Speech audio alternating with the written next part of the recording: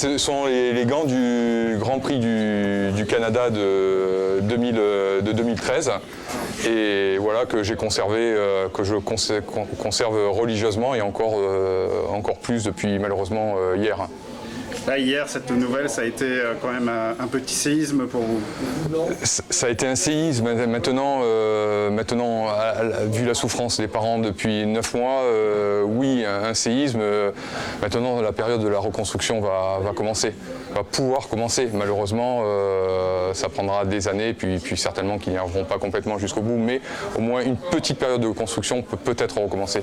Comme tous les grands champions et comme tous les bons, c'était la force tranquille, c'était un garçon qui était fort intérieurement, extérieurement aussi bien entendu, mais c'était une force tranquille, comme le sont les grands champions. Moi je le sentais, mais son père le sentait encore plus. Il était persuadé à 5 ans que son fils irait en Formule 1, qu'il serait certainement peut-être un jour champion du monde. Nous, comme tout le monde, on l'écoutait, on pensait effectivement qu'il irait loin, mais peut-être pas aussi loin que ce qu'on a pu le voir. Et c'est clair qu'au vu des résultats qu'il a eus ces dernières années, il était certainement programmé pour être champion du monde. L'occasion pour lui dire au revoir et puis surtout pour faire un coucou à toute sa famille, à Christine, à Philippe que j'embrasse très fort.